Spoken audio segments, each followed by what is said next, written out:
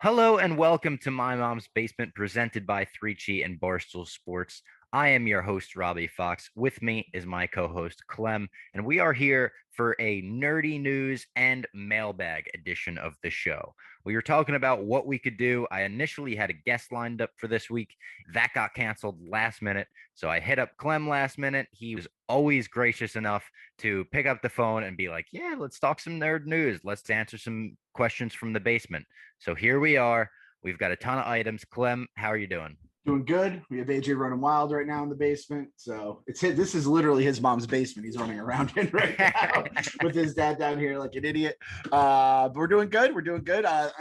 This is like we're currently in the two different timelines are merging right now. It's like the Loki timeline just ended. The what if timeline has not begun yet, and we're kind of in that little couple week break. But I feel that's the thing is when we do those recaps, you forget like those things that takes, a good chunk of time just to get all that stuff done. And then you editing and all that stuff. And we kind of like, hey, settle down there, kid. My little Loki over here. We have like we kind of sometimes like lose focus on being able to like cover all the other nerd stuff. So this is a good way to kind of hit the reset. Yeah, absolutely. I've got a ton of topics. Let me do the ad read to kick us off. It's 3Chi. You know them, you love them. They are the best in the business. They invented the industry of Delta 8 THC, and they are continuing to run the industry. I swear by this stuff. I've got my 3Chi pen right here. This is my pen. Honestly, all of their products are better than the last. I hear great things about the cookie. I hear great things about the brownie. I hear even better things about the cereal treat. And man, I am so into cereal treat-esque things right now. From the Fruity Pebbles I'm adding to my frozen yogurt that I'm ordering at like midnight every night now to actual cereal. I'm just a cereal fiend right now. I feel like maybe Coley Mick being on the honkers with him, it's rubbing off on me right now. So I think you got to get yourself a cereal treat Screechy bar, and you got to get some gummies. The gummies are timeless. They're the fastball down the middle. Yep, they're the 98 on the black. And I remember when I was first talking about the cereal bars on Podfathers, and I remember I think it was Chaps was like, "Oh, Clem, like, what did they have to make you say cereal bars instead of like Rice Krispie bars?" I go, "No, it's more than just Rice Krispie treats. You have your Fruity Pebbles kind of mix and all the different things." I'm like, you can't just say if you just think Rice Krispie, you're missing the entire the full collection of it, if you may. And like you said, I mean, obviously, the reason we're all going to the 3 chew, we want to get that good feeling, that full body feel, all that kind of stuff. The big man large just likes the brownies. He just eats them as a dessert at this point. And then obviously everything that comes along with it is not a bad thing. But it's just one of those things that's like, sometimes you have the edibles and you're just like, oh, like you're just fighting through it to get through it. Nope, not with the 3G. Good product from top to bottom. Eating, feeling, eat good, feel good, play good. I guess that's like a new Dion thing. That's like the bloggers version of Dion's phrase right there. Yeah, absolutely. Go to 3chi.com right now. Use the promo code MMB if you're 21 or older and get yourself some Delta 8 THC. This stuff is the best in the business. All right, let's get into the news topics. Clem, the first one is very much in my world. I don't know how much this interests you, but it was a topic that a lot of listeners were asking me about. It seems that AEW may be loading up on talent. In the span of 24 hours this week, we found out that they are allegedly in negotiations with CM Punk for a return to the ring. CM Punk has not wrestled since January of 2014. He has not even teased a return to wrestling since then. And we learned just 24 hours later that allegedly Daniel Bryan has signed an AEW contract. People think he may debut at the upcoming Arthur Ashe Stadium show in New York. I'll be at that show with Brandon Walker, I believe. So that would be amazing for me. People were saying, what do you think about this? Man, I don't know how Vince McMahon counters this right now because those are the two biggest organically built baby faces that people would associate with the WWE in the last 20 years, probably. They brought a lot of people back into the product. They brought a lot of people that strayed away from it back into the product.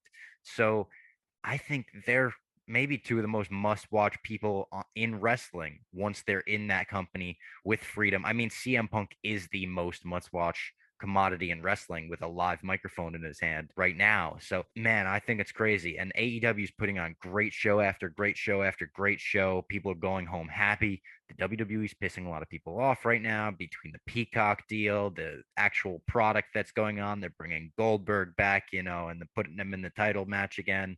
It just feels stale. It feels like a cycle. The WWE landscape hasn't changed very much since CM Punk left, which is crazy because that was like 7 years ago, and the Attitude Era lasted like 3 years. So when you think about like how fast the business used to move and how quickly things used to change, and it's been Roman Reigns for 7 years, and he's doing the best work of his career right now. He's tremendous right now. Like, don't do away with him now, but it makes sense why both people, CM Punk and Brian Danielson, I guess, would go over and sign to AEW, where they're going to get more freedom, they're going to get fresh matchups, they're going to get creative license over their characters. So I'm excited. I'm honestly, as a fan, those are two guys that I would put my personal favorite Mount Rushmore, if you will. So I'm very excited for that, and it's gonna really make me like, I've always been an AEW WWE guy. It's gonna be hard not to be a AEW diehard now. And so I was a diehard wrestling fan. I mean, I started when I was a kid back in the Hulk Hogan days, and then I came back from the Attitude Era, and I missed the entire CM Punk, Daniel Bryan. That was after I had stopped watching, which I always find it's just one of those funny things how like wrestling is one of the few things in the world where people just stop watching for years, come back. It's like, oh, when did you start watching? When did you stop? Like, that's just a conversation you have with people. It's like a completely normal thing. I find it so funny. It's like, imagine people just stopped watching. Like, I stopped watching Marvel, in phase 2, came back in phase 4 though. Like that just doesn't happen. It's a very funny thing. But I mean, we've talked about this in the past with how we always root for DC to be better. So then Marvel has to be pushed to be better. And even though Feige obviously does a great job, it competition always breeds that kind of stuff. Totally. So this is, I think, a good thing for everybody involved. I think it's a good thing for AEW. I don't know, like, I never know what to think about the WWE product because I don't watch it. Just based on the Twitter, whenever there's a pay-per-view or something on or something big happens, I can gauge the temperature of the fan base. And usually everyone's pissed. So you told me Roman Reigns is like kind of like hot right now. I just know everyone has hated him forever. So the fact that he actually has a little bit of momentum going, that shocked me. They finally turned him heel. That was the big thing. For like 6 years, he was just pushed as this kind of generic baby face that everyone didn't like. The character didn't change at all. Nothing about his character changed. And then they finally turned him heel, and he's showing so much personality. Paul Heyman is his manager. He's like the tribal chief now. He's a completely new character. He's with the Usos, who are his real life cousins. Like, it's a really, really good character. And it's sort of the thing where fans are like, we fucking told you so. We told you this 7 years ago, that if you just turned him heel, he would be fantastic. So it's bittersweet. It's like, oh, we told you so. Yeah, and now that these two guys who I know everyone loves, and I know that Daniel Bryan has like a lot of physical issues, right? And that's part of the reason why he did, yeah. And then CM Punk, I think him and Vince had an issue. I know you want to do like UFC and all that kind of stuff. So are they both coming into the AEW physically and like mentally healthy and all that kind of stuff? Is that? I think so, yeah. And so Punk, like, over the years has been very like, hasn't, for the first few years that he was out of the WWE, wouldn't even talk about wrestling, wouldn't even like refer to wrestling, his career at all, wouldn't tweet about it much. And he kind of had a weird relationship with wrestling over the past 6 months, 12 months, 16 months.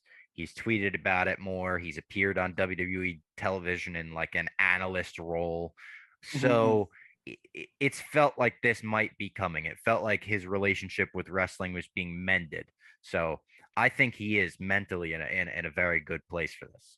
Okay, so in that case, like, and I mean, we'll see. You never know how it's all going to pan out.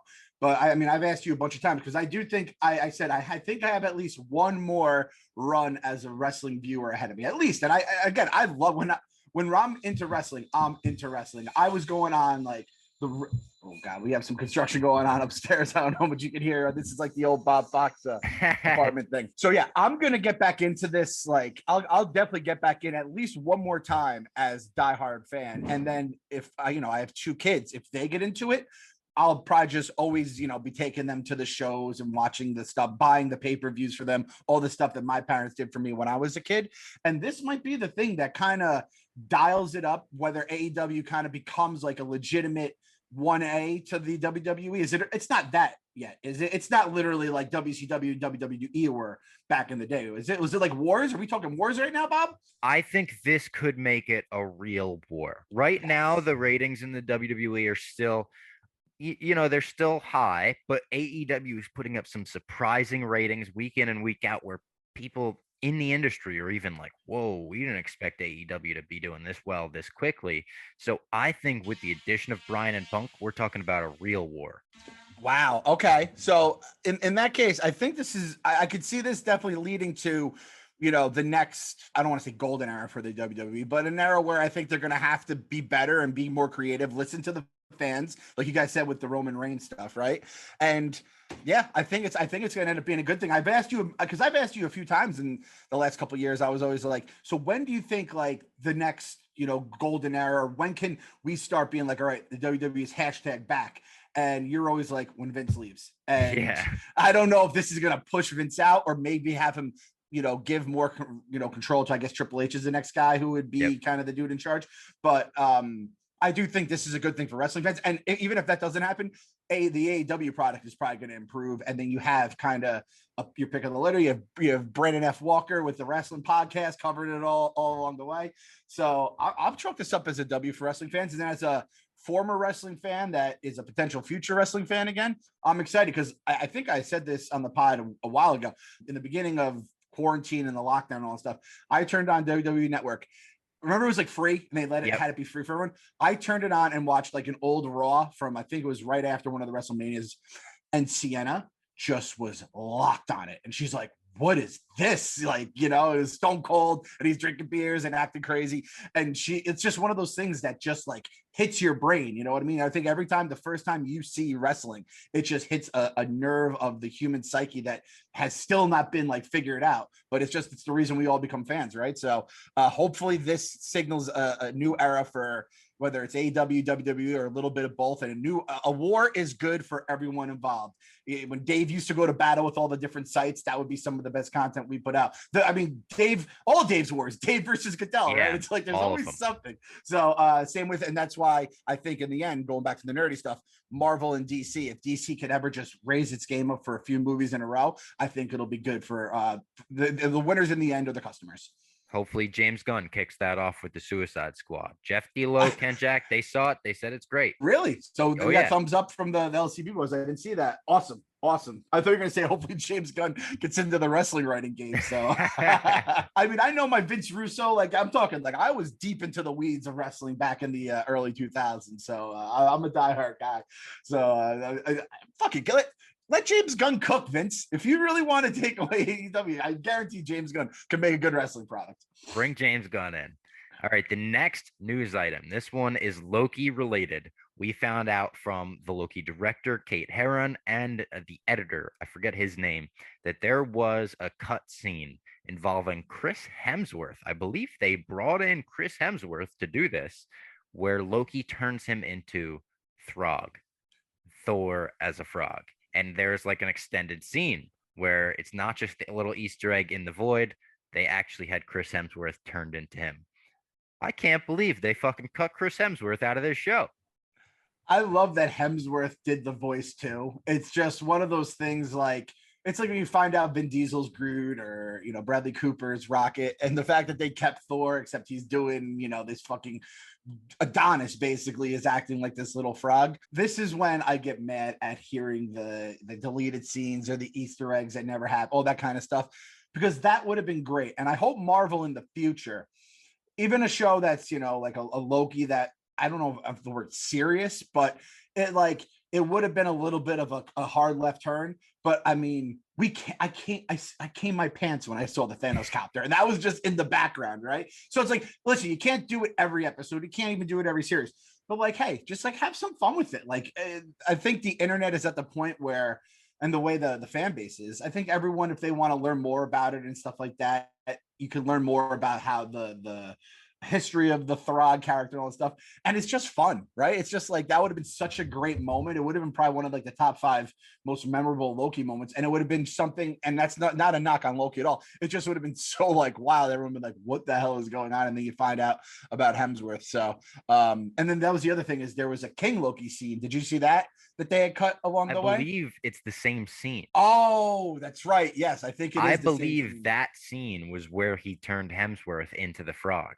Yeah. And again, you're going back to the, and that's the best thing about these Marvel shows and movies, the whole MCU, is they'll take a line that Thor said, 8 years ago and bring it back. And when he turned me into a frog, that was my very bad Chris Hemsworth. I wasn't expecting to be doing a Chris Hemsworth impression today. So I love that. The other thing I blogged this one was the originally missed minutes. It was supposed to be like the finale was supposed to be a much longer interaction with Miss Minutes, Loki, and Sylvie. And basically the entire episode was her going back and forth, promising them stuff, giving like a glimpse of what Loki would be like as a ruler.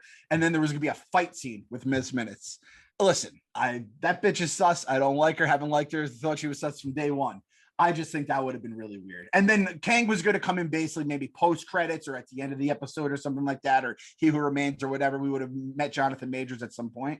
I'm happy they scrapped that, even though, like, as I just said, there's some things that could have worked as like a quick minute. There's some things that would have just been a little too much. Do you kind of feel the same way about that? Absolutely. And I wanted to bring up, we didn't get a secret episode this week, but we did get a Oh, behind the scenes. I know we did get a behind the scenes featurette, and it was an hour long. It's on Disney Plus under the Assembled tag, and it was great.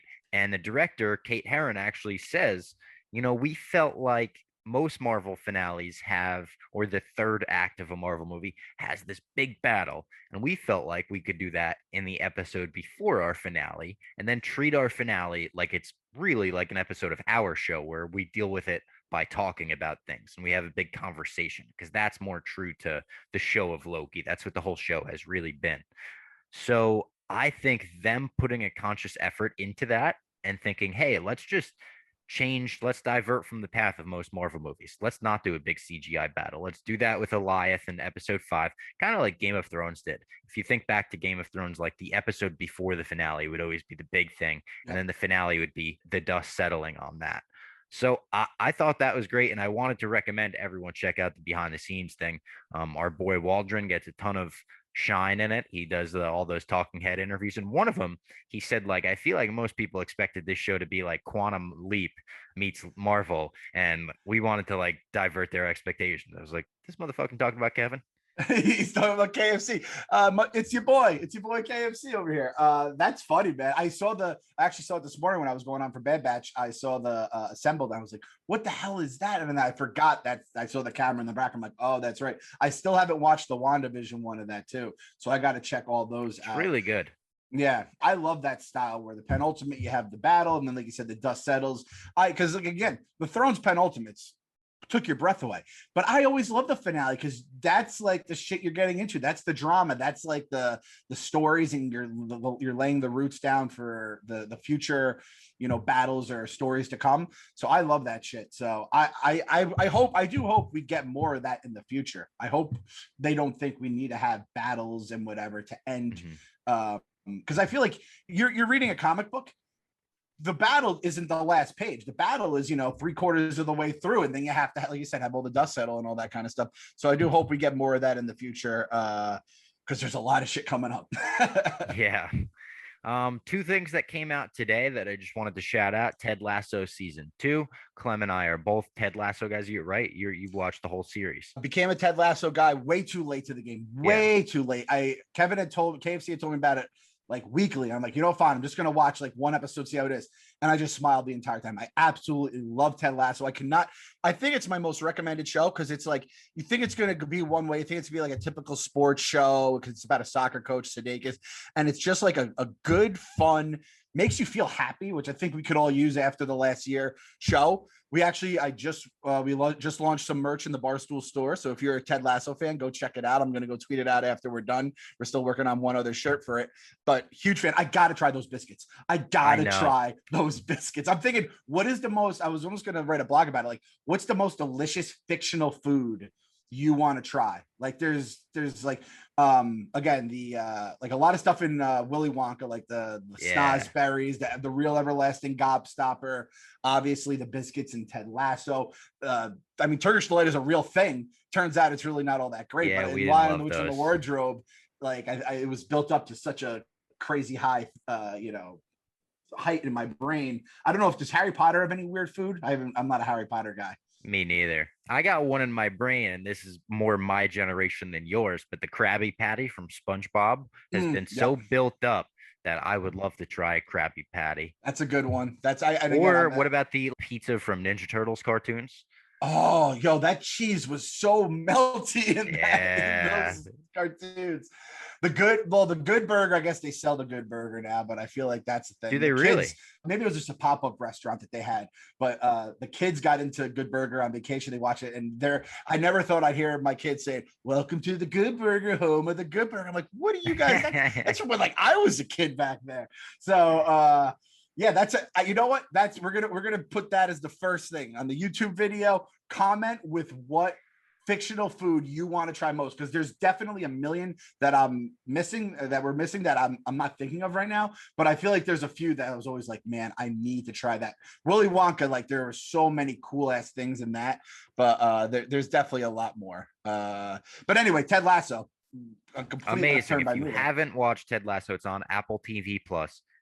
Go watch it right now. Every episode's a half an hour. There's 10 episodes in season 1. You might be able to finish it in one night. You might get so hooked that you're like, all right, I got to finish the entire season. It's a feel-good show. The whole family could watch it. It is amazing. Cannot recommend it more. Season 2 is out today. I haven't checked it out yet, so I can't say anything about it. Another thing that came out today is Kevin Smith's Masters of the Universe Revelations animated series, part 1 of it.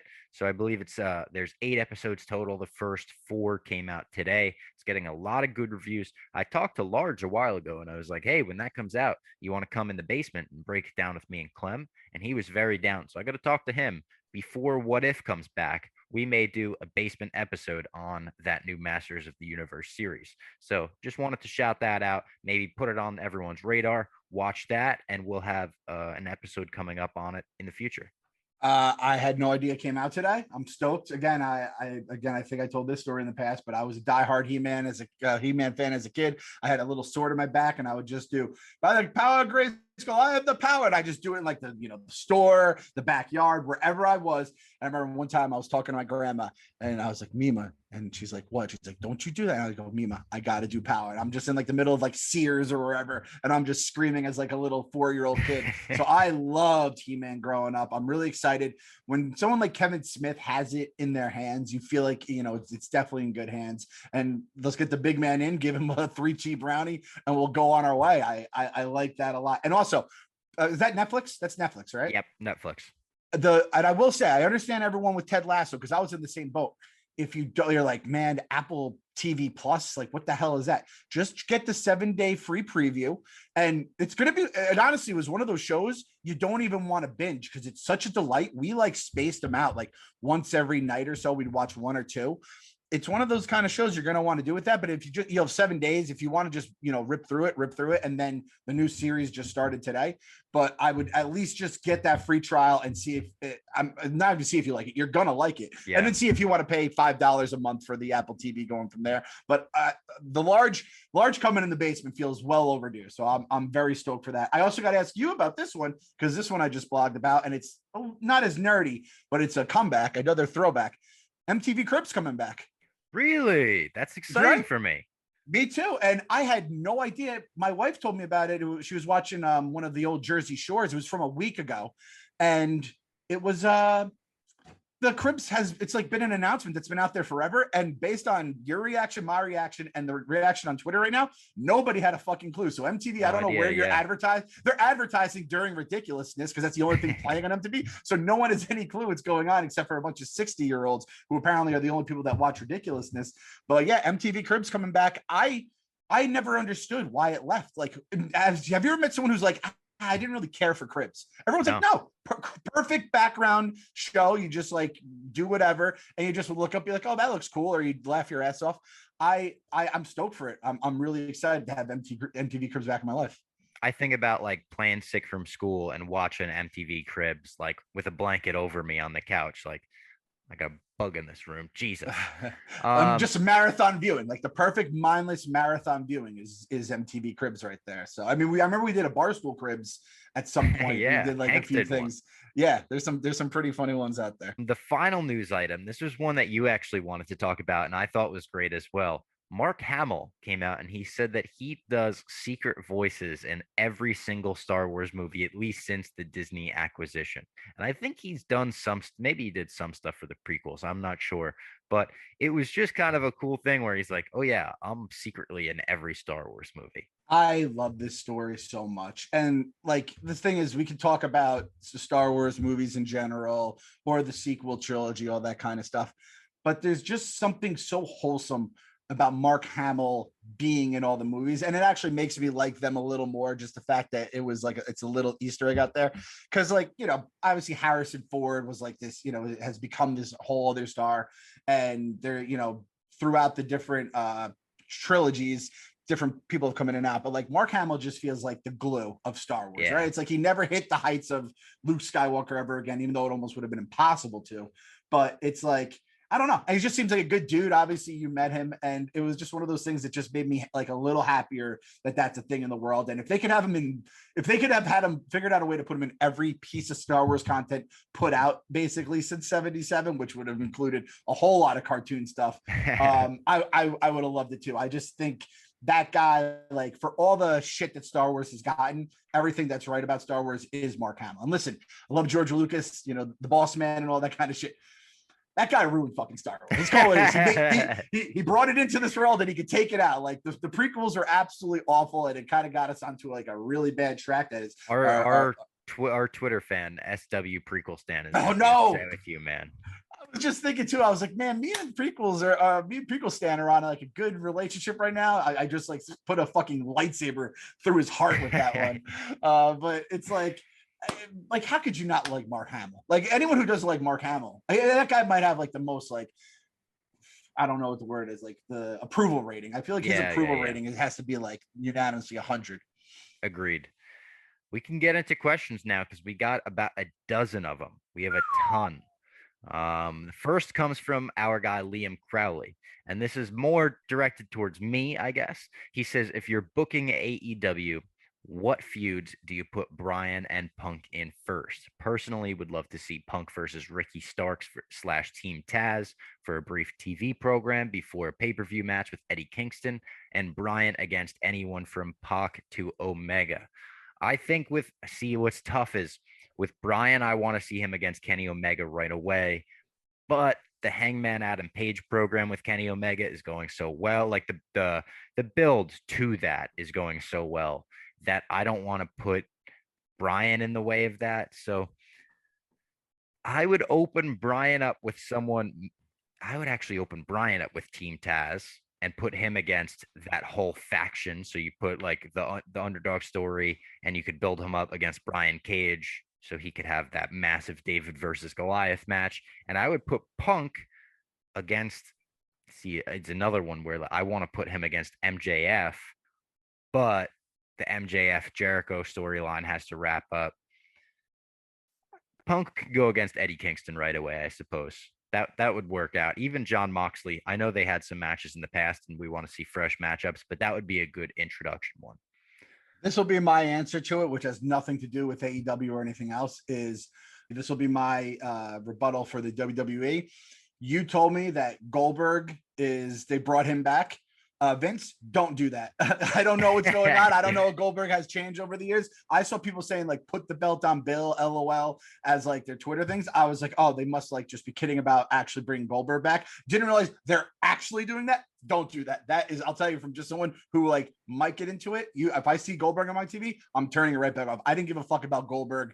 Basically, I didn't even really give a fuck about him when he was undefeated. I was never really that big of a guy. I was also like a diehard WWF guy at the time.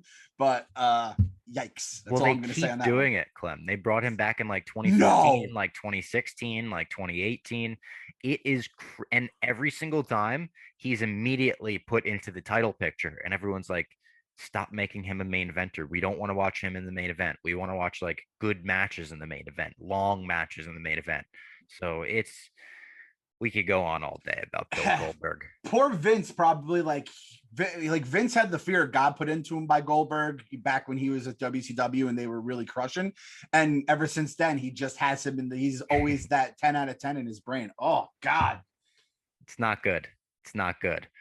All right. This one comes from Nick Giacob. He says, you can create any Disney Plus show or movie for Star Wars and Marvel, but it cannot be an A-list character. So like no Luke, no Vader, no Wolverine, Doctor Doom, etc.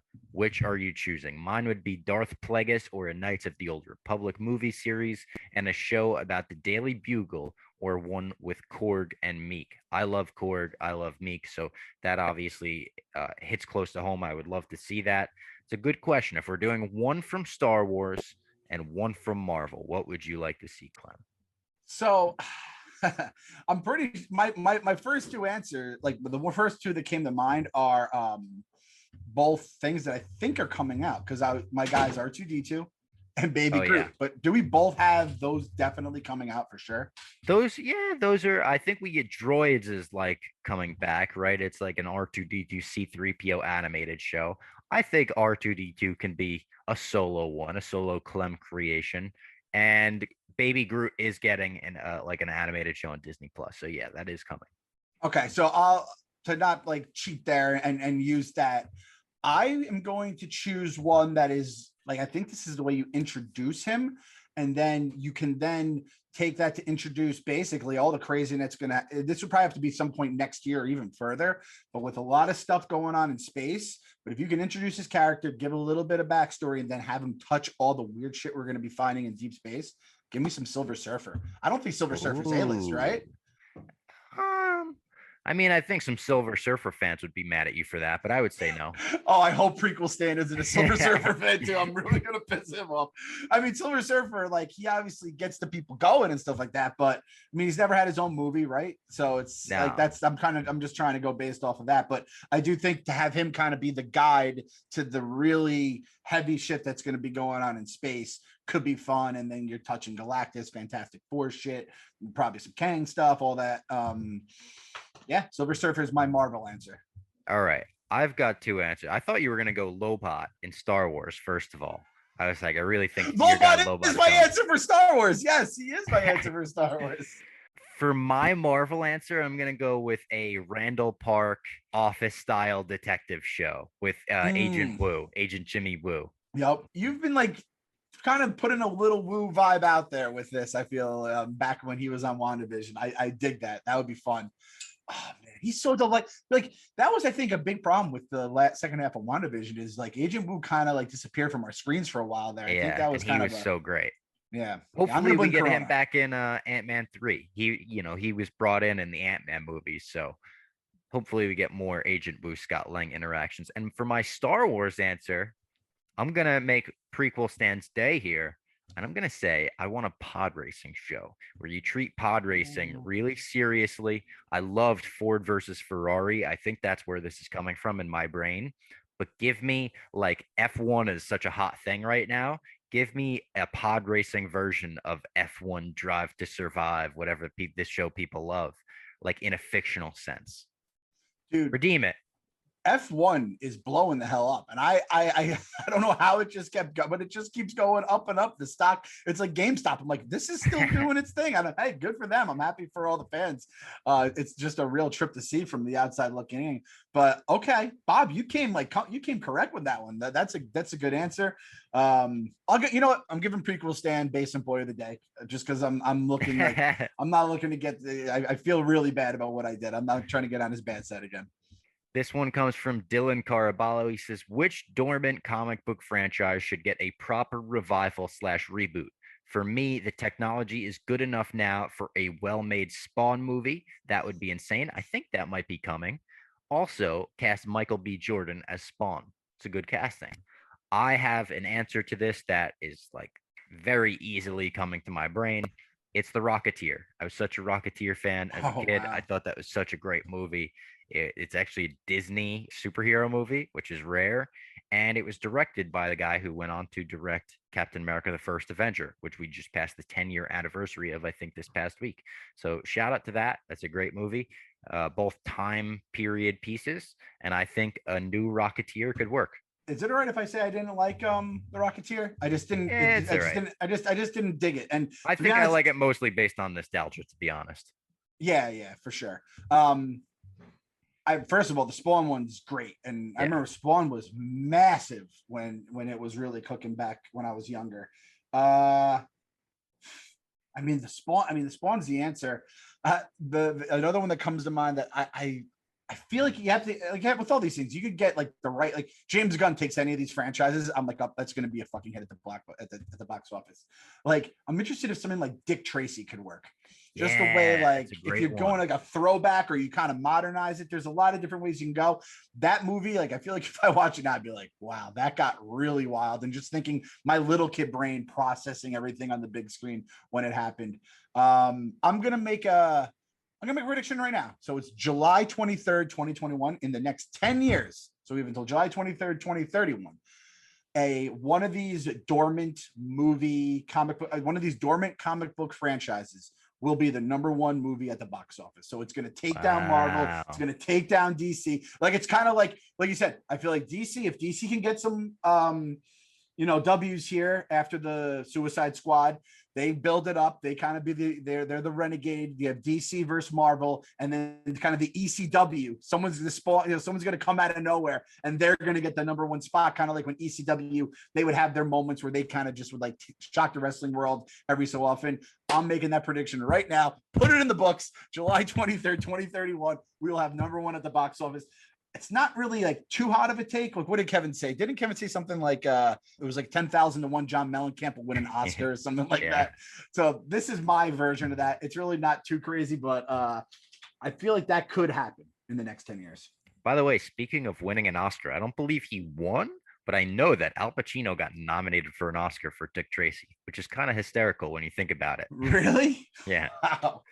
Before we go on, I want to tell everyone about one of our sponsors, Bare Bottom Clothing. I've actually got right here my bare bottom pants. They're a little wrinkled because they've been in a pile, but these are the pants that I wore at that press conference. I keep bringing up the press conference. I was wearing the cuts shirt and I was wearing the bare bottom pants. My full wardrobe now is my mom's basement sponsors because these sponsors are the truth. They're the best. They all really are the best joggers that I own. They're so comfortable. They're so versatile. And right now, you can go to barebottomclothing.com and use the promo code basement. You'll get free shipping on your first order. You can get a ton of stuff here. You get two made for summer lightweight tech tees and a pair of stretch shorts for under $100. I mean, it's 2021. Let's keep the shorts above our knees, people, right? Maybe not the Tyler O'Day length that he does, like the 2-inch inseams. They've got the 5.5 and 7-inch inseams. Those are great, designed to transition from the couch to the gym, to work, to play,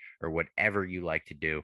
And you can give back. They've donated over 100,000 pairs of shorts to children in need. Starting this summer, they will be donating a school lunch for each item sold. So think about that. You're buying yourself a pair of pants, you're buying a kid a school lunch. That's good karma for you.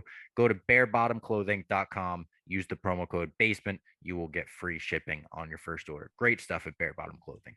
You got to do it. It's we're getting back into the real world. Come September, we're gonna have, I think, everyone start wearing pants again. Like in the office, people are just wearing like mesh shorts, and I don't know if that's the new style or just that we work in a fantasy job where you could just show up as if you just like strolled out of the gym or just woke up. But like bare bottom, it gives you the nice clothing that's still comfortably, because we're all gonna be slowly transitioning to the real world, and I think like the uncomfortable brands and stuff like that, that's gone. That's gone the way of the dodo. 2020 killed all that shit. So shout out to Bare Bottom. Good clothing and good cause. Can't go wrong. Double doozy. Absolutely. I love this question from Michael J. Fats. He said, if you were to rewrite, now bear with me here. I had to read this a couple times. Maybe it was my 3G brain to really comprehend it. Oh, okay, Bob, give me like 5 minutes here, because you know how my brain's been lately. I'm ready. He says, if you were to rewrite the Star Wars saga in the manner that the MCU was, with episodes 1 through 9 serving as Avenger style movies. So he's saying, imagine the Star Wars universe is the MCU, and every like actual episode is a big tentpole Avengers movie. Okay. He says, which movies or shows would you want to fill the gaps between those movies? So I would love to see a Luke in between episode 5 and 6, a Han and Chewie between 4 and 5, maybe a Tarkin origin, stuff like that. Immediately, what came to mind for me, and this is cheating a little bit, is the current comic book storyline, War of the Bounty Hunters. I would love to see a mini series, like a Disney Plus mini series of what happened in between episodes 5 and 6, where Boba had to get Han's body to Jabba, and the bounty hunters that stole it from him, et cetera, et cetera. I would love to see Anakin and Obi-Wan build on their relationship in between episode 2 and 3. I feel like by 3, that would really make the betrayal hurt more. I would also love to see Ahsoka brought in any live action way. That would be cool. In between episodes 4 and 5, I would love to see Luke honing in on his skills even before he meets Yoda. I feel like that would be cool, like becoming more of a man and less of a farm boy. Yeah, the Luke, to see where he gets to in Hoth, where he's able to, make the lightsaber move and all that kind of stuff, right? I mean, there's every time you have the Jedi, like Luke after 6, and then because that was the coolest thing about seeing him in Mandalorian. Absolutely, like, yeah. This is the dude fully. I'm at my, he's fully operational at that point. That is a fully operational battle station.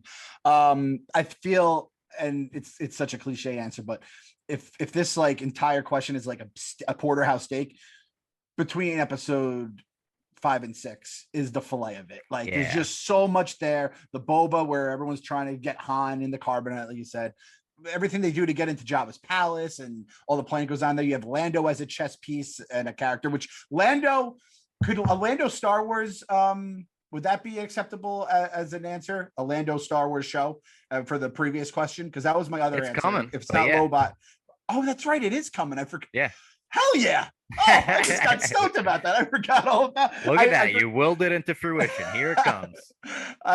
It's like, I created life like Darth Plagueis basically on that one. Yeah. Man, I honestly, like, we're at the point now where I forgot everything that is coming for Star Wars, because we had all those plans.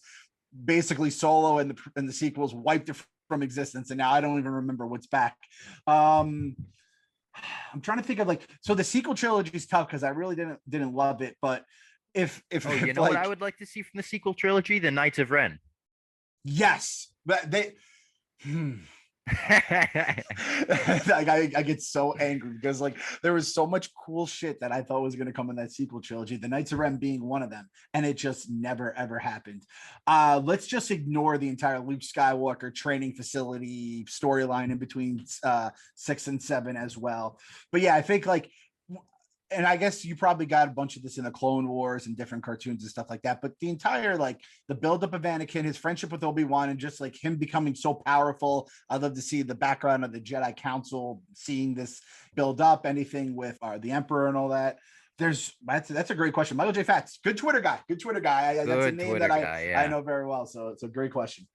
This one is pretty easy to answer. We talked about it briefly, I think, on the Loki finale podcast. This one comes from Jason. He says, what are your thoughts on What If based on the latest trailer? I think me and Clem are both stoked about What If. I thought the animation style was super unique. I feel like I've never seen anything like that in animation.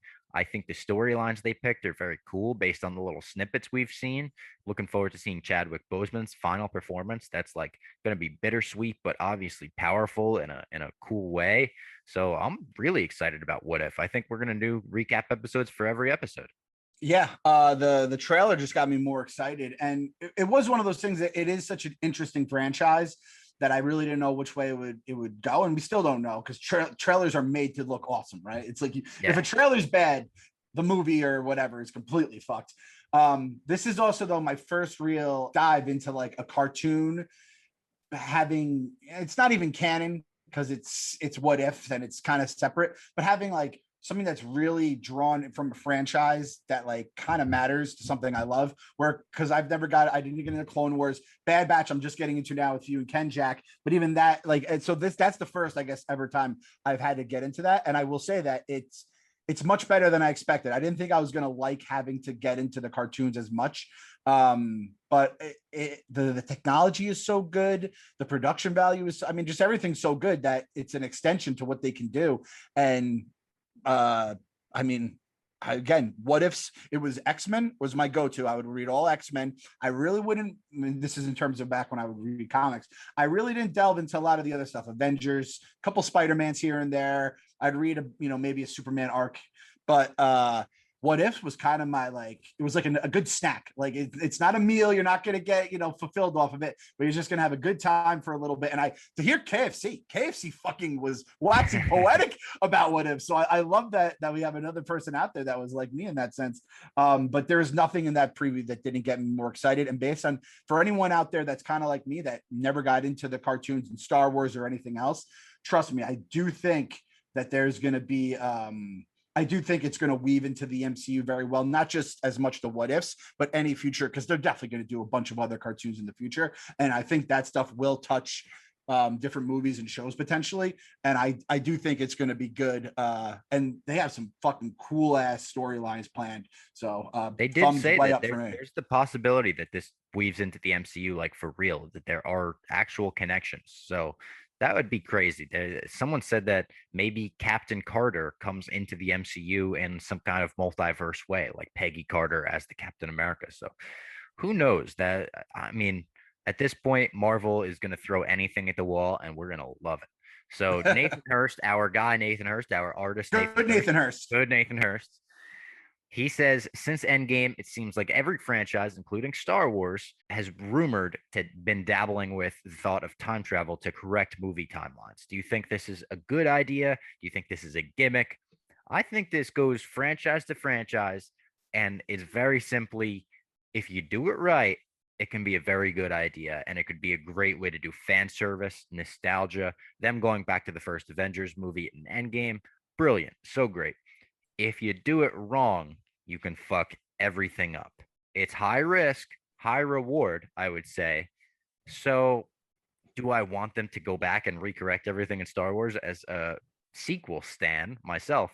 No, not really. I like everything panned out the way I think it could have in Star Wars. Especially now where you don't have Carrie Fisher. I don't think Harrison Ford's coming back. It's tough, but I'm okay with time travel as long as it's done right, I guess. Time travel is number 2 on my list of things you could do with Star Wars. This is talking Star Wars, not MCU. Time travel the fuck out of it, go back and forth, basically be King the Conqueror and change it however you want.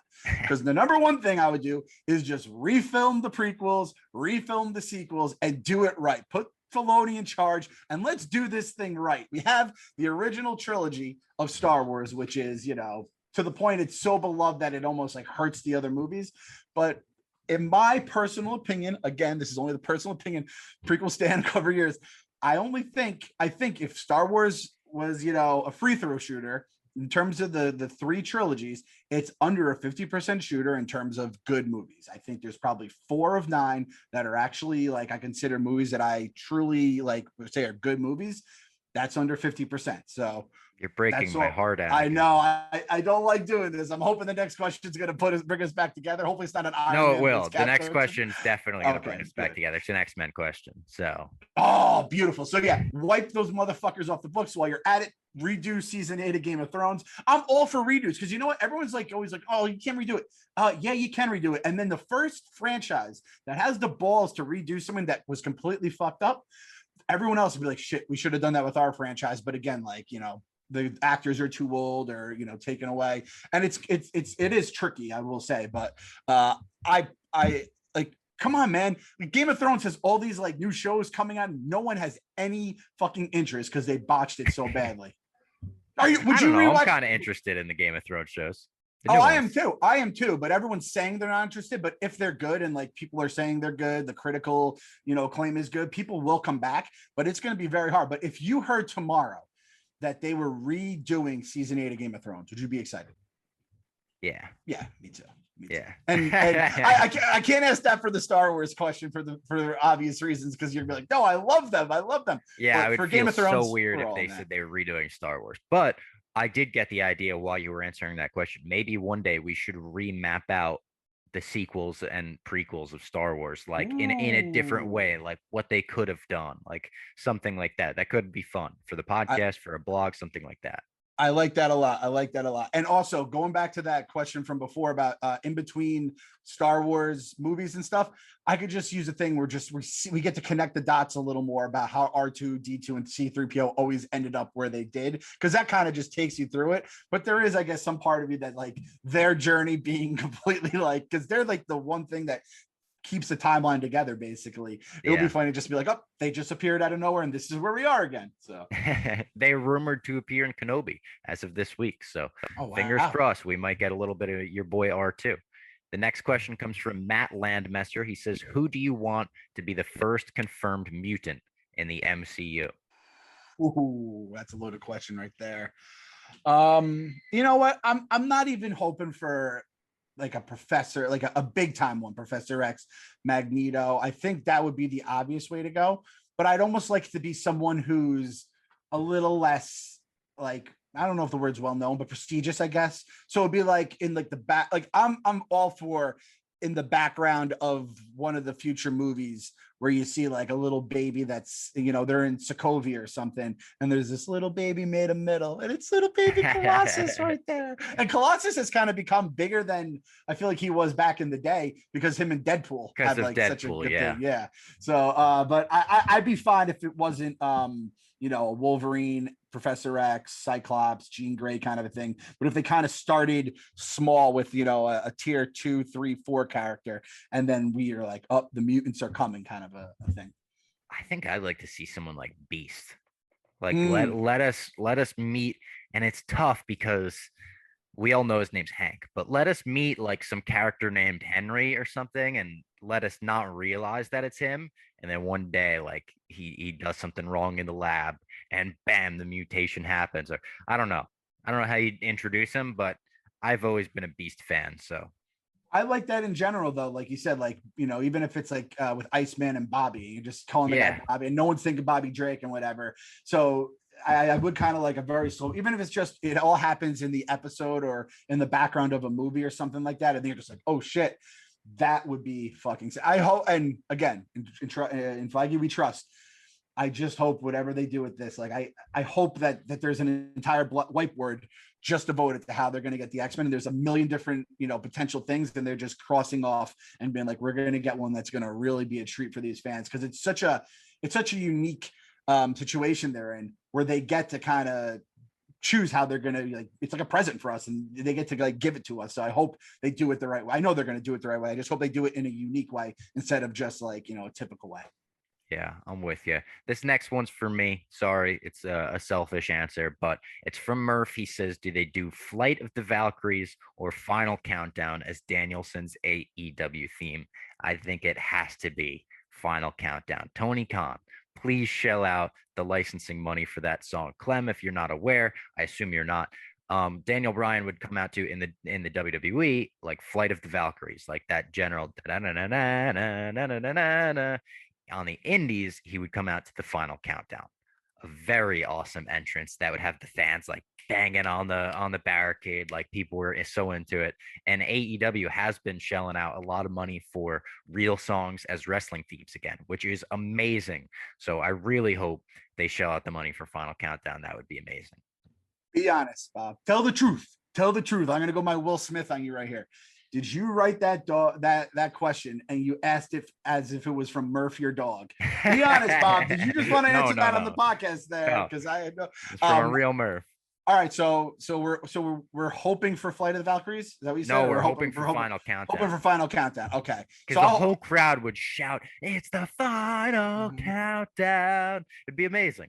I'm gonna hope for that for you then, as someone that won't even see it happen live. But if I see that's on the timeline and you're like, "Oh my God, they're playing Final Countdown," I'm rooting for you. I'll pick the other one just as you know, so one of us will be right. But I'm rooting for you. The quick little story: when I was at Disney, this is before kids, went down with two couples that we're really good friends with.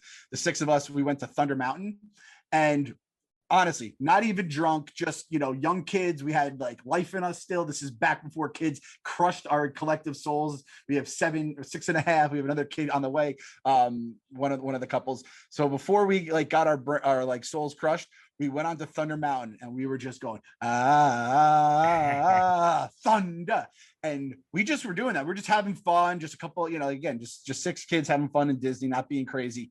And what happens? The entire line just starts chanting thunder, dude. And so we go on Thunder Mountain, the roller coaster. We come back and we're like, all right, let's go do that one more time. That was fun. We get back after we had left, we come back. The entire fucking line of, or the queue, whatever you want to call it, is singing Thunderstruck, and they're doing the thunder, and the lights are going on and off when you say thunder. And I couldn't believe it. I'm getting goosebumps just thinking about it. It was the most fun. It was like for an hour straight, Thunderstruck was just being sung by the people waiting in line. So it was just one of those weird things. So to hear that for Daniel Bryan with Final Countdown, with a bunch of crazy wrestling fans, must be an awesome experience.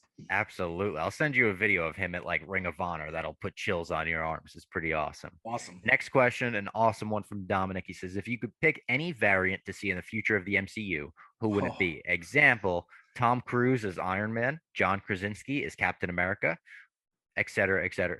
I have an immediate answer because I saw this before and I admittedly thought about it a little before we went live. I would love to see Mark Ruffalo's Smart Hulk interact with a real Lou Ferrigno variant of the Hulk. That would be cool. That would be cool. I mean, obviously, we're discounting Loki Gator because we're hoping Loki Gator is coming back ASAP. Give me ooh, wow. I'm looking at my Funko Pops and I'm just merging people together. Give me Bruce Willis as Thanos. Give me John McClane, my favorite hero of all time, with Thanos, either my first or second, depending on Hans Gruber at any given moment, villain of all time. Merge them together and just give me John McClane as Thanos, which, whoa, just blew my fucking brain. Imagine him appearing out of a portal. Welcome to the party, pal. I'm looking at my Alex Trebek one. Can you imagine if Trebek was in the MCU, man? I wish Trebek was in the MCU. That would have been awesome. Would have been amazing. Damn. Next question from James Ryan Goldberg. He says, you are writing a Marvel versus DC movie without using any comic books for help. How do you connect the two universes and what's the plot line? So in the comics, Clem, they actually did a Marvel versus DC storyline. I got this explained to me recently where I think a villain or someone that was like above it all brainwashed both sides, Marvel and DC, and sent them to each other's universe. And they put them on a task to gather like that universe's greatest gems. So in the DC world, it was all the Marvel heroes trying to collect the Mother Box, the Green Lantern's ring, et cetera, et cetera. In the Marvel world, it's all the DC heroes trying to collect the Infinity Stones, the Gauntlet, all of that. They eventually get it all. Darkseid puts the Infinity Gauntlet on. He snaps, and it doesn't work because we find out that the Gauntlet, the stones only work in the universe where they come from, something like that. I mean, that kind of happened in Loki, right? Like it was a different thing. So I guess it kind of works. The stones were in the draw, same concept. If I were writing this, I would have Spider-Man discover the multiverse in some way, which I guess he's kind of going to do in No Way Home. And he's going to fall through it like by accident. and the New York multiverse is going to be layered right on top of Gotham City as Batman is stopping a break-in. And he's going to see Spider-Man and his entire spider gimmick think it's this new villain in Gotham City, and he's going to beat the fucking bloody pulp out of Spider-Man. And then just as that happens, Aunt May comes to check on Peter in his room. She sees, oh my God, through a portal, Peter's a bloody mess. She knows that he's Spider-Man already or something. So she pulls him up, and then Batman has just ignited a war that he doesn't know that he did. And he goes, tells Tony Stark, and now boom, heroes got a clash. That the way you just explained that is probably the most gruesome, and that's saying something, way that anyone has ever came themselves. Because I guarantee you were coming yourself as you were thinking of. No, I love Spider-Man. I don't want to see Batman beat the shit out of him. How about this? How about we have Spider-Man and Batman meet, except it's just Uncle Ben and the Waynes both getting killed at the same time, basically, because they die every fucking like 3 years. You anyway. you could even have like Deathstroke or somewhere like, you know, someone that uses a gun from that universe be the one that shoots Uncle Ben. Ooh, Joker kills Uncle Ben. Joker kills Uncle Ben. Oh, you could have Green Goblin. Like who would kill the Waynes in this scenario? Who's like the trade-off? Which Spider-Man Punisher. would you want? The Punisher. There we go. Boom. Perfect. Okay, that could work. I'm gonna go a completely different route, and I think we're both clearly you're going with two of your go-tos, right? With Spider-Man and Batman. I'm going with my go-tos, and I mean I don't really have much of a go-to in DC, but I'm just gonna go. Just give me the two James Gunn franchises. The fucking Guardians are out there. Suicide Squad's doing their thing. They somehow end up in space. They cross. We're talking universes, multiverses. I don't know how it's happening. It's going to be entertaining. It's going to be funny. And the Guardians are crossing paths with the Suicide Squad. And it's just going to be a delightful romp the entire time. So that's how I'm going to go and get those two universes. And then from there, and then at some point, obviously, the X-Men come in. So that's all I'm asking for. Of course. Yeah. At the end, the post-credit scene, you introduce the X-Men. Credit to us not bringing up Mephisto one time in that entire scenario. I mean, you know what though? I thought about when we did what variant would you want to see in the Marvel universe? I thought about saying Joe Pesci as Mephisto. Moynihan Loki. That's a perfect one. Before we do our final question, I got to tell everyone about HelloFresh. I have been cooking HelloFresh each and every week in and week out. I get some of the HelloFresh things that say Hall of Fame recipe on them. They actually have a little tag that said like this one is a Hall of Famer. I think I got like a Italian sausage and chicken over spaghetti that was recently a Hall of Famer. This week I just got a cheesy chicken with a side of mushroom because I got the cheesy chicken before and it was so good. That's the good stuff. Yeah, I went right back to it. HelloFresh is honestly like my favorite thing going right now. I get excited when the package arrives, put all the ingredients in the fridge. They send little special things. They sent us a cheesecake this week, which we weren't expecting. So it's like you get a little surprise.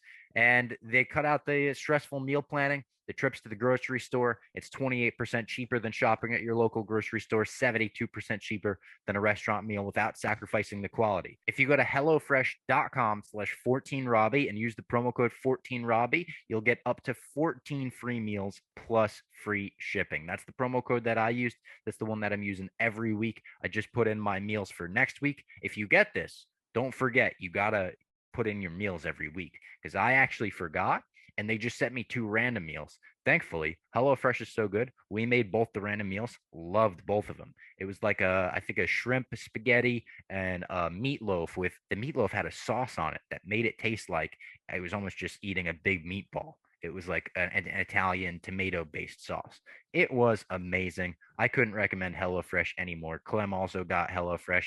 He's also a guy that swears by it. So go get your HelloFresh. We're dying right now. I don't know if you guys heard at all during the episode, but we have some construction going upstairs. The kitchen's being renovated. So we're going to have like the one thing when we moved in the house, like we're going to do the kitchen at some point 8 years later. We're like, crap, we better do the kitchen now. We've been stuck inside in the pandemic this whole time. And we finally got it done. And I am just dying to get cooking in my kitchen. And this is the God's honest truth. You guys know, I don't lie to you. We are getting HelloFresh as soon as the kitchen's going to be ready. We get the countertops on because we have all new appliances, all new counter. We have so much more room now. And like I said, it's great for us as parents because we don't have time to just go out to the grocery store. We have the kids with us. They're pissed off. They're screaming the whole time. Young professionals like my guy Bob, you're working, you're grinding, you're putting YouTube videos together. They get you They save you this trip to the grocery store. They make it cheaper than going out to eat. And the best part is what I love. You don't have to search around the grocery store for like, scallions or something like that, or the shallots. I have to get shallots for like my chili recipe, and I can never find them. And then if you get them, they have like too much. You have like, just shallots just sitting in your refrigerator for like a year. They give you exactly what you need, nothing you don't. It's the absolute perfect way to do it. So I'm dying to try the HelloFresh because, again, the wife and I, the kids are slowly driving us crazy, but it's like a nice little project to do. Well, I guess if you're by yourself, or if you have like someone else, it's like, oh yeah, that's right. We do love each other. It's just we forgot that we could actually like talk together because the kids have been driving us nuts. So the Clem kitchen is going to be a HelloFresh factory once it's all done. I love it. Our final question of the episode comes from one of our guys, Jake Bass. He says, what is the one action figure or toy that you always wanted growing up but never got? Mine was SS4, maybe I should say the Super Saiyan, maybe Super Saiyan 4. I wasn't a Dragon Ball Z guy, so I don't know that. Gogeta action figure. I probably said that wrong too. People are gonna be like, you nerd, you fool, from Dragon Ball GT. I have an answer that came to mind right away. And it's when he says like the one you always wanted growing up but never got. It's interesting. I never got this, but I also never really asked my parents for this because I felt like it would be a ridiculous ask. It was the Lego Death Star. That was the biggest, like craziest set. And I was so into Legos for so long, but I was never like putting the Lego Death Star on my birthday list or my Christmas list because I was like, there's just no way. And it's a quote Family Guy. There was just no way. I don't want to say I was spoiled growing up, but like I usually get the action figures I would want. Like, yeah, that's the same. thing. He-Man was so goddamn big in my life. I had like 100 of those He-Man figures. My mom actually, and this we started this with AJ. My mom would buy the Ninja Turtles because Ninja Turtles were the hottest thing in the streets back when I was growing up. And if I would just like take a nap, she would just give me a Ninja Turtle, which is like, we don't do that with AJ. If he goes potty, he gets himself like a little like Matchbox car because he's obsessed with cars. But it is good to like bribe your kids out of your stuff if you need them to do something. And potty training is the big thing for us with him. So I never really had a figure that I could never get, but it was the villain base. I guess it was the Skeletor base from He-Man, and it had like the little microphone. It was like purple or whatever. I always had Castle Grayskull going up, but I don't know if I ever really asked for it. I might have asked for it, and they're like, oh yeah, maybe like ask for Christmas, and I probably just didn't do it.